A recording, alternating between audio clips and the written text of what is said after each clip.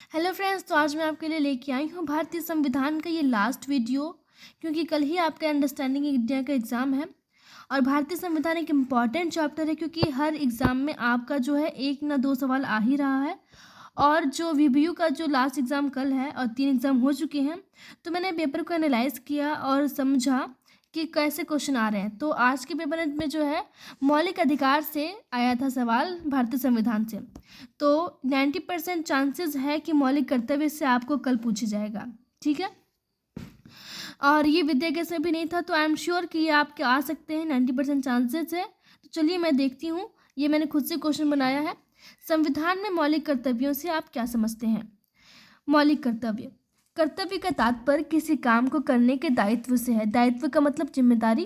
तो किसी भी काम को करने की जिम्मेदारी ही आपका जो है ड्यूटी होता है, तो उसी को कर्तव्य बोला गया है। और मौलिक कर्तव्य एक ऐसे प्रकार की बुनियादी कर्तव्य है।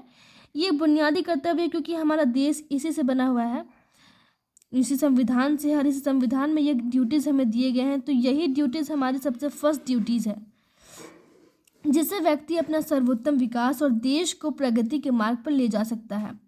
एक एक इंसान जो है वो खुद का भी विकास कर सकता है और अपने देश को भी प्रगति के मार्ग पर ले जा सकता है। मौलिक अधिकारों को संविधान में जगह मिलने के बाद नागरिक अपने अधिकार के प्रति जागरूक तो हो गए, लेकिन कर्तव्यों के प्रति उदासीन हो गए।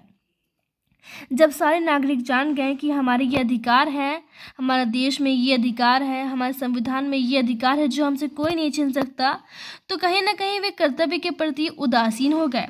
इसलिए इस कमी को पूरा करने के लिए सरदार स्वर्ण सिंह ने समिति का संगठन कर 1976 में 42वें संशोधन के द्वारा भाग 4 का में जोड़कर नागरिकों को 10 मौलिक कर्तव्यों का उल्लेख किया, जो निम्नलिखित है।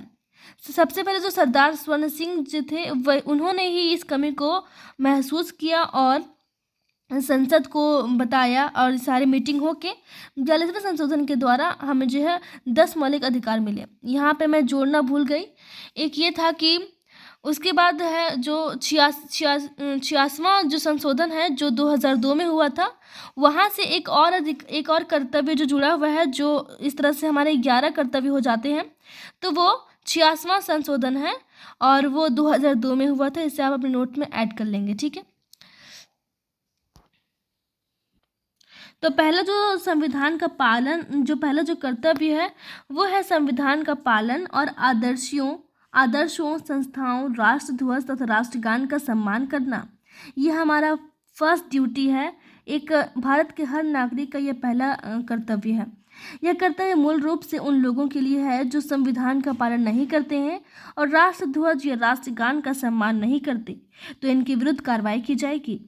जो लोग जो है वो झंडे का, हमारे तिरंगे का या फिर राष्ट्रगान का मजाक उड़ाते हैं या फिर उसका सम्मान नहीं करते, तो ये उनके विरुद्ध जो है कार्रवाई की जाएगी। ये हमारा पहला अधिकार है, ये हर नागरिक को करने चाहिए।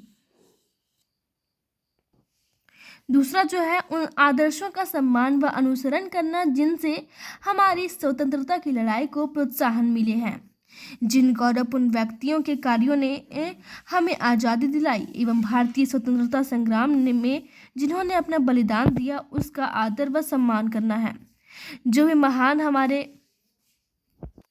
स्वतंत्रता संग्राम के जो सेनानी हैं, उन्होंने अपना बलिदान दिया है और हमारे देश को स्वतंत्र किया है, उनके आदर्शों को हमें सम्मान करना है और उनका सम्मान करना है। ठीक है, और तीसरा जो है राष्ट्र की एकता, संप्रभुत्व एवं अखंडता की रक्षा करना। भारत के नागरिक होने के नाते हमें राष्ट्र की एकता, अखंडता को बनाए रखना और उन सभी गतिविधियों का बहिष्कार करना जो इसका उल्लंघन करे। जो भी अखंडता को या फिर एकता को हानि पहुंचाने की कोशिश करे या फिर अखंडता करने की कोशिश करे, खंड करने की कोशिश करे या फिर संप्रभुता बिगाड़ने की कोशिश करे, हमें उसके प्रति बहिष्कार करना है और इस सब की रक्षा करना है। देश की रक्षा एवं जब आवश्यकता पड़े देश की सेवा में भाग लेना, ये हमारा चौथा कर्तव्य है कि हमें अपने देश की रक्षा करना है और जब भी हमें ज़रूरत हो या फिर हमारे देश को हमारी ज़रूरत हो तो हम उसके लिए सदैव तत्पर रहें।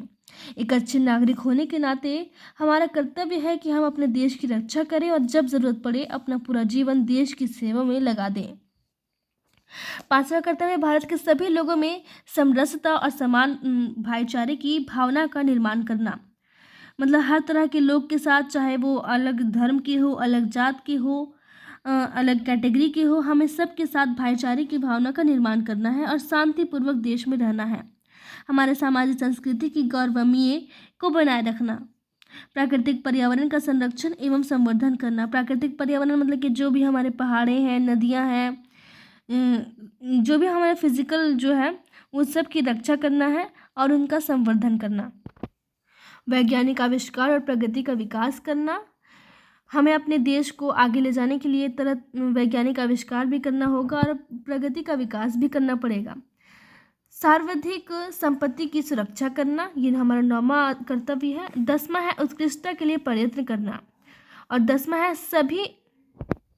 सभी माता पिता एवं अभिभावकों को 6 से 14 वर्ष के मध्य बच्चों को शिक्षा का अवसर प्रदान करना। ये हर पेरेंट्स की जिम्मेदारी है, ड्यूटी है कि बच्चों को अच्छी शिक्षा दें और अच्छी शिक्षा का अवसर प्रदान कराएं। तो ये सारे हमारे मौलिक अधिकार थे जो आपको समझ में आए होंगे। आई होप कि आपको समझ में आया होगा। अगर कुछ डाउट लगे तो मुझे ज़रूर से कमेंट में बताएं। तब तक के लिए थैंक यू।